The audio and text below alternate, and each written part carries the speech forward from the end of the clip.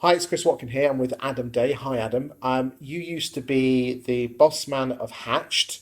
You were big in the game at eMoov, and you were big in the game at EasyProperty as well. Yeah. So you set up or you've been involved with some of the biggest online estate agents in the UK.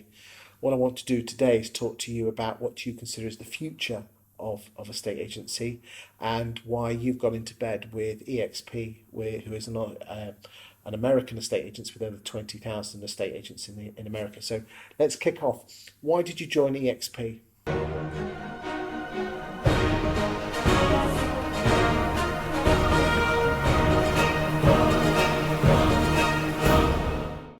Wow, that's a big question. There's loads of reasons. So I left eMoov back in October, October 18. October 18, yeah, and I wanted to start on my own. Frankly, that was what I wanted to do. So I'd built a brand and I'd got a business name and I actually signed up for Rightmove. So I've actually got a couple of listings live at the moment. Nice one.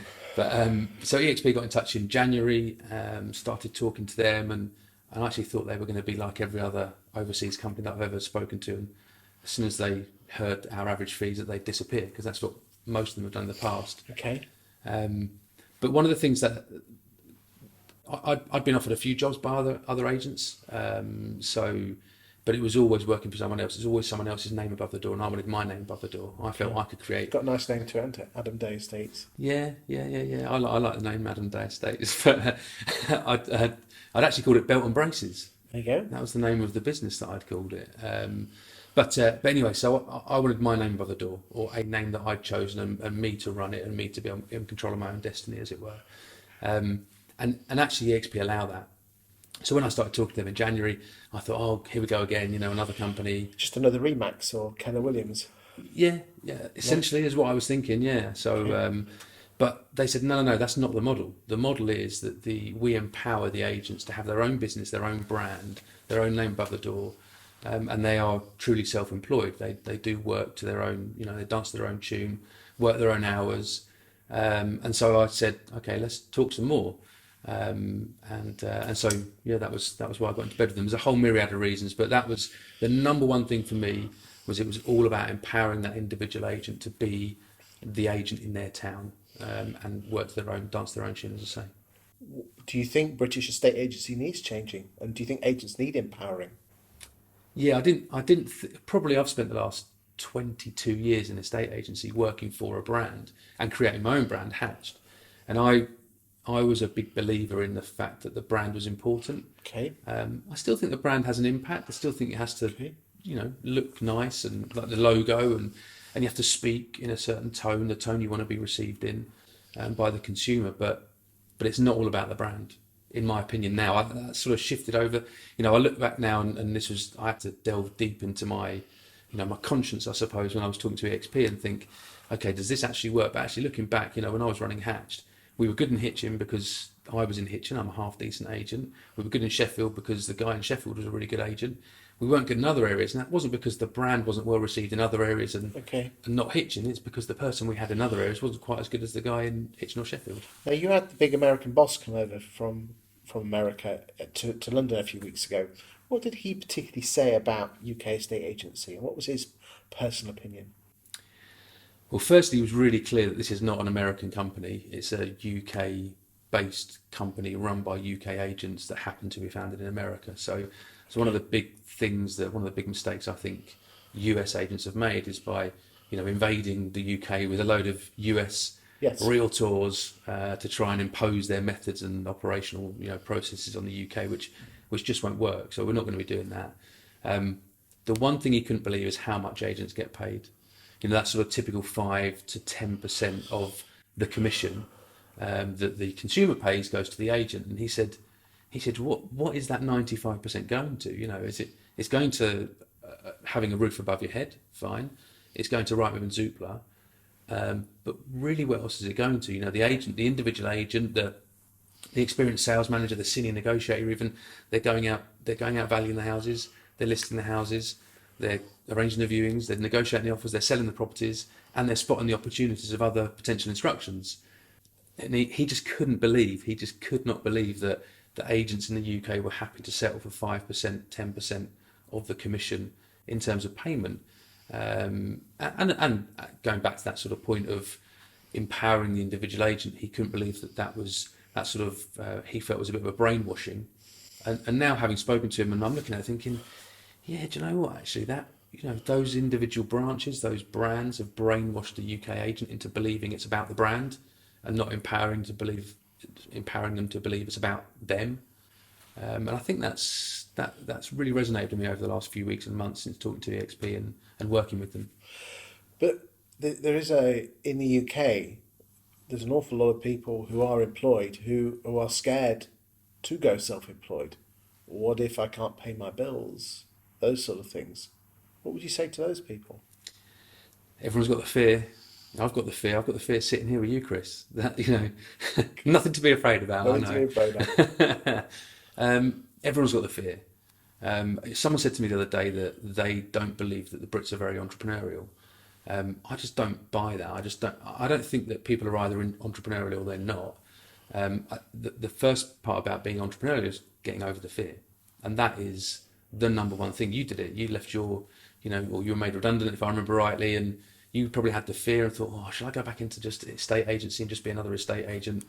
But you had that fear and you overcame it because you went in feet first, but you worked hard and you worked smarter than the next person. And that's for me, entrepreneurialism is about overcoming the fear, first of all, and then secondly, it's about working harder and smarter than the next person. How did you get over that fear initially? I read a book. Okay. What book was that? Feel the Fear and Do It Anyway. Okay. So I read that in 2005, I think, and I read it probably every year because the fear creeps back in, the doubt creeps back in, it always creeps in. So you have to, give yourself a good talking to in the mirror sometimes. But what does it say in that book? I mean, just to help the guys out there who are working for the man and just thinking to themselves, there must be more to life in a estate agency than working for the man, having a basic salary and a half decent bonus. Yeah, it really just puts it into context about what fear is and what's the worst that can happen. What is the worst that can happen? The absolute worst case scenario is someone goes and has their own business, starts their own business, they fail, they lose a load of money. Worst case scenario, they lose the house potentially. Those are the worst case scenarios. But what it also says is how many people that have gone into business that's happened to. Not many. There's so few people that it gets to that point where you lose everything, that you can always pull back after 3, 4, 5 months when you realise that actually I probably haven't worked as hard as the person down the road or smarter than that person down the road, and I can't do this because the stress of the VAT bill's too big. Do you know what I think it is? Go on. I think people are afraid to fail because their parents or their wife will turn around and say, I told you so, or their husband. And that, when I started Hatched, I spent, more time convincing my friends and family that it was a good idea than I did convincing customers to use us. Okay. For probably 4 or 5 months leading up to it, because it was them that were fearful of my failure. Okay, but surely the person you really should persuade is your significant other. Yeah. How long did they take to? Well, my wife's very supportive and has been from day one, but she was... Was she really? She was scared, yeah.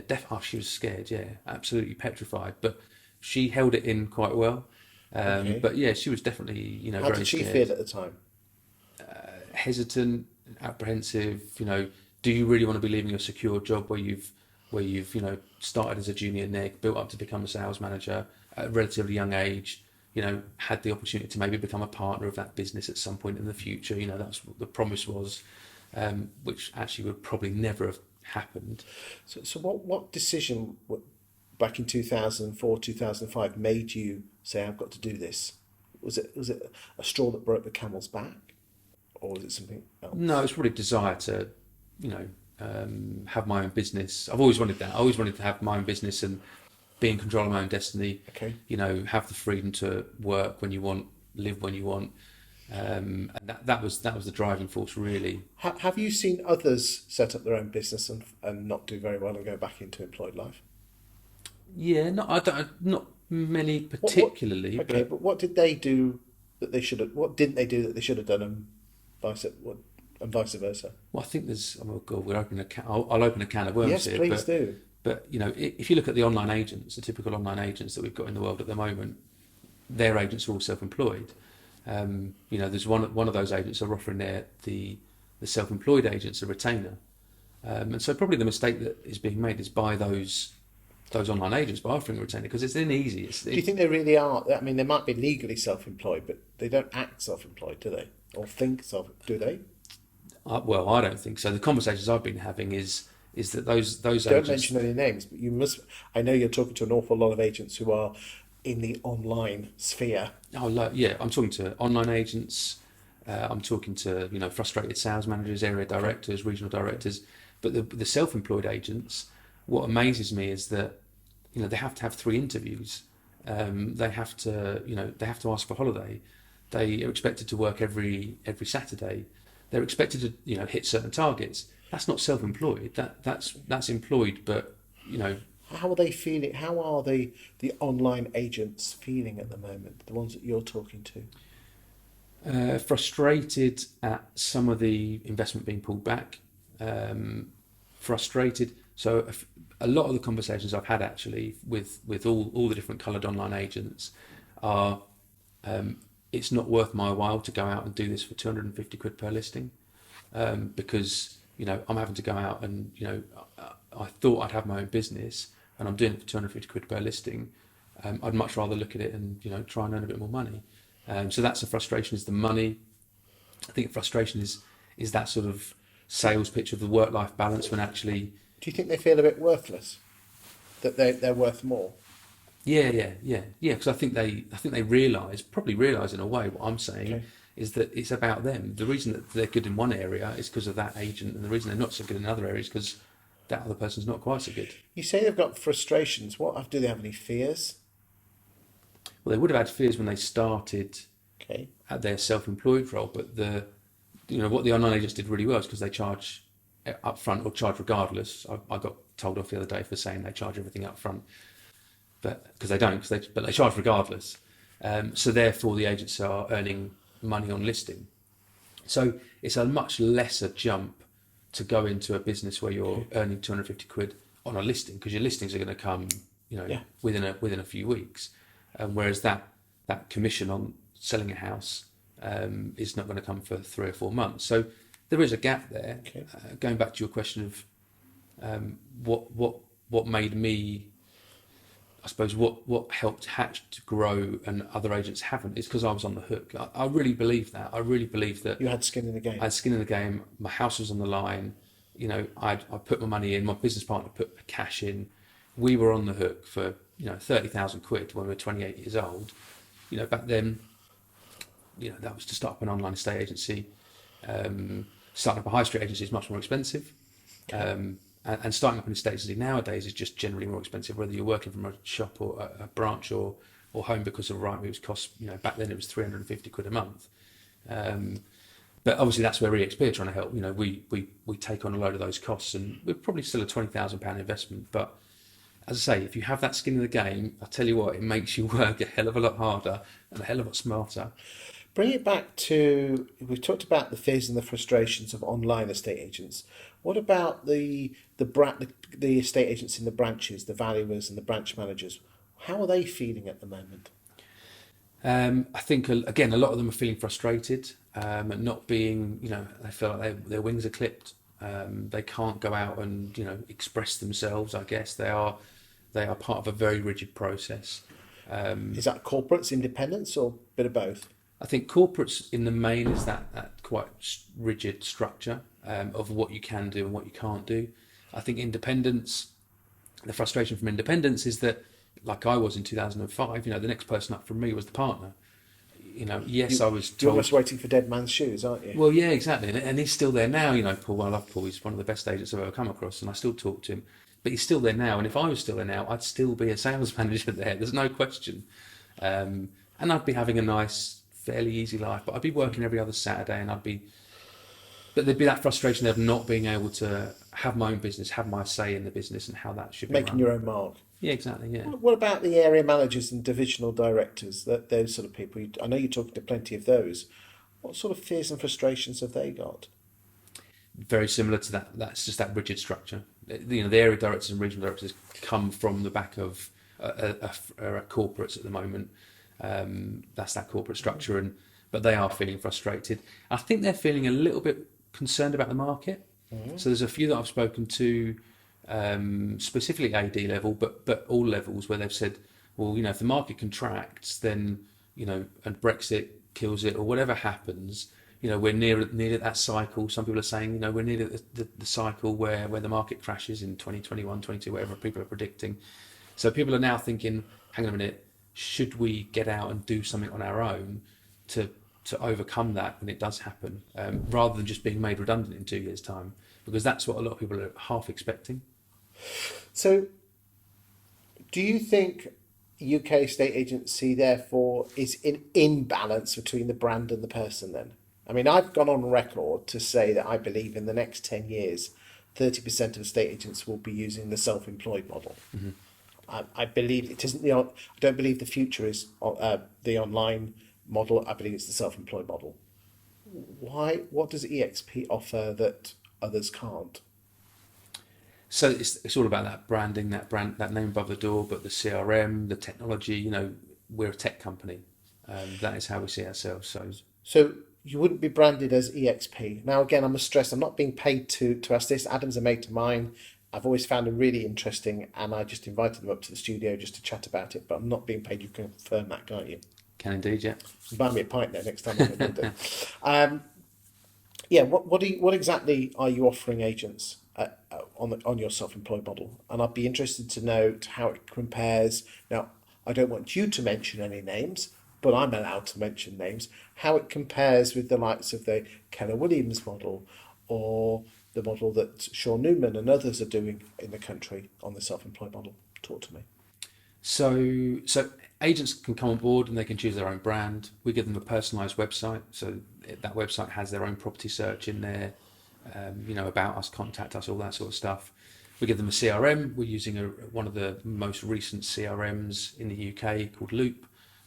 Really good system, actually. Great. We had Oliver on here only a few weeks ago. Yeah, and I think, you know, for me, Loop are the ones to watch in the CRM world in the estate agency, because Oliver knows exactly what he's doing. He's been there, done it.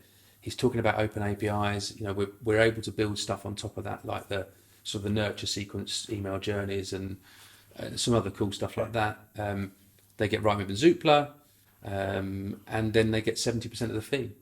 So they get 70%. There's no market centre sitting in between. You know, agents can have an office if they want, and they can have a branch, but essentially, you know, our branch, and right, you've got to see it. Have I shown? I don't think I've shown you this. Yes, Chris. you have shown it to me. The virtual, the cloud virtual world. So we are a cloud-based agency where we have meetings in a virtual world. So it's a bit like The Sims. It's bizarrely brilliant. It's one of the best pieces of kit I've ever seen. I must admit, I looked at it to start with and thought this was a bit Toy Time and a bit Sims. But when you actually got delved deeper into it, there was some value there. Oh, we have meetings in there, you know, so we can meet other agents in there. We have training in there. So, you know, we'll have a prospecting for pounds, training session in there. We'll have, and that's so agents don't have to congregate into one area. They can come in. There'll be training every week in this virtual world. Oh, you got to see it. I mean, I know you've seen it already, but okay. And is the training US based, UK based, or both? No, UK based. Okay. Yeah, the training will on the UK CRM. We're going to have a separate UK sort of building within the world.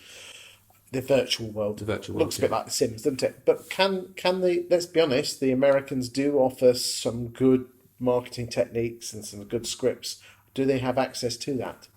Can do, yeah. Yeah, they can do. They can get access to that if they want to. And there's, you know, there is a culture of worldwide collaboration. You know, this is going to be a worldwide business. We're the first country outside of North America to be, you know, to have EXP in it. So there is that collaboration. There's a chance to go to America, to go to some of their conferences and their events. I know and you've stuff been like to that. one, haven't you? Yeah, I went to Orlando back in June. Okay. It was unbelievable. It was actually slightly life changing. Okay. Culturally, you know, yes, they're excited. The Americans are excitable. Okay. They can be a little bit over the top, but generally speaking, they're supportive, they're helpful, they want to see other Okay. people succeed, and So- that's because of the model that's been built. Okay, so you get 30% of your fee, so you get a bit of training and you get your Right Move and Super. Do they get anything else? Well, that 30% is capped at £24,000. So Right. we don't take 30%. So if someone does £300,000 in gross commission, we don't take 100 grand off of them. We take £24,000, and that's capped. Okay, well, that doesn't sound a particularly good business model for EXP. So it works. I mean, you know, because we're cloud based, we don't have any bricks and mortar. We don't have any shops or offices that we Okay. pay for. So would it be fair to say that EXP is almost like a tribe of estate agents all coming together where you do all the CRM and the boring stuff like Right Move and Zoops and things like that? Yeah, we're a estate agency in a box. We Okay. give estate agency in a box. And Okay. they go off and they list houses and sell houses, do what they do. But What do are just you that. offering the UK agents? I mean, the thing I love about the Keller Williams model is that you have a centre manager, and people work out of a hub, and that centre manager is there to guide and support them. Are you going to offer such help and support? So obviously we're only just starting up. So we've got a couple of dozen agents lined up to go on day one. As we grow, then I'm sure there'll be a senior management team that will grow with that. But yeah, so the culture that we've got is based on something called a revenue share model. And basically we incentivize agents to help us to grow by pay. So you know when you at the corporates, you get paid 300 quid for recruiting somebody else after Right. their probation period. We have a similar sort of model where we pay someone more like nearly £3,000 for helping us to bring another agent on board. But they receive that £3,000 every year for the rest of their life. What that culture has bred is one of help and support of the people they bring in, because they feel slightly responsible for that person. If I bring you in and earn £3,000 because I brought you in, then I feel very responsible for your well-being and your success in being an estate agent. So that's the culture it's bred. So you have this self sort of help culture where I phone you up and say, Chris, how you doing?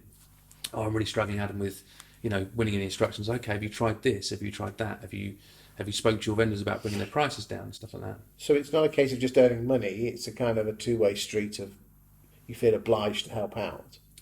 Is it your job to facilitate that? Yeah. I mean, that again, being in America, going over there in June, that was very clear. That's what agents do, and that's the culture that we're going to breed in the UK. Do you think we have that culture at the moment, or do you think we all stab each other in the back? We probably stab each other in the back. Okay. I think again, going back to the online agents, they have the exclusive territory, so they probably have a bit more of that culture of helping agents that are next to them. Oh, so you get exclusivity in your patch then? No, we don't do exclusivity. Okay. No exclusivity, and that's part of the reason that, again, you want to help agents in your patch because they're all part of EXP. There is an ownership of EXP, so Okay. every agent owns part of EXP World Holdings. Surely that's an issue, isn't it? You know, Well- the fact is that your mate can also be an EXP agent, although it's not branded as EXP, is No, it? he's branded as George Harrison. He's dead, isn't he? That guy from the Yeah, but Beatles. I'm sure there's plenty of George Harrison estates. Yeah. So yeah, because of the culture of so look, you're going to lose that business of George Harrison of George Harrison Estates. Okay. If he's part of EXP and you lose it to him, then happy days, because you're an owner of the company, because you own part of EXP World Holdings. Well, so hold on a second. Are you telling me that as a license holder or franchisee, you actually own part of the company? Yeah, and you get given pieces of the company for every house you sell. Every time you sell a house, you can opt in to receive a part of your commission in shares at EXP World Holdings. So the more houses you do, the more houses your colleague does in your same area, the more the share price hopefully goes up, Okay. and the more money you earn. It's like a little savings plan or a pension pot. And is there in terms of cross referrals, is there any advantage of referring one person to another EXP person in that town and to a different town? Yeah, there will be. We haven't got the scale for that yet. If I've got 30 agents on day one, that we probably haven't got the scale for that. But certainly in the future, that's on the roadmap. Okay. Where we'll have an incentive and a referral plan in place. So basically, you are helping frustrated estate agents set up their own business. What's the capital cost up front? £150. I thought you were going to say 150 grand. No, £150. £150 to join, which includes VAT. Okay. And then the capital cost is whatever you need to live on for that period of time, that 5 or 6 months before you receive. So you're going to give them Rightmove and Zoopla. Yep. Yes.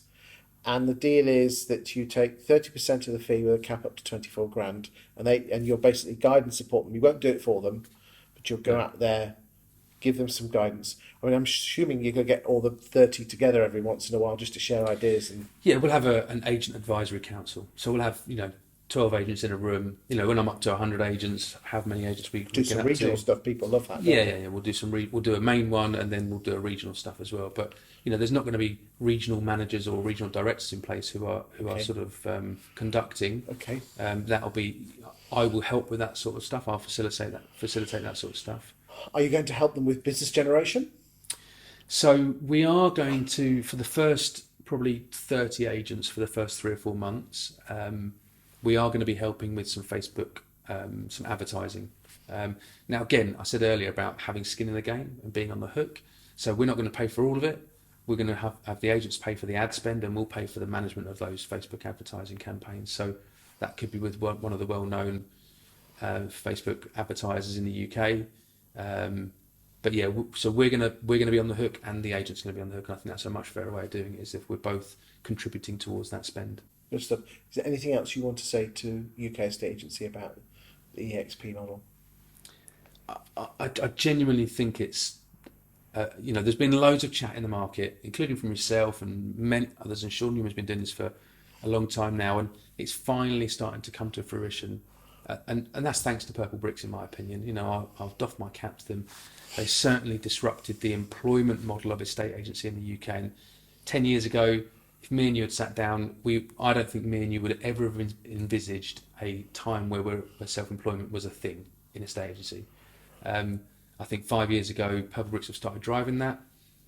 But I think and now everyone's starting to talk about it. And it's now probably as the bang on timing. If I'd been offered this role 5 years ago, I wouldn't have taken it. But because I've been offered this role now, and I think the timing is absolutely spot on, where it's time for agents to take back control and empower those agents to go out and become their own boss and become have the destiny in their own hands, as it were.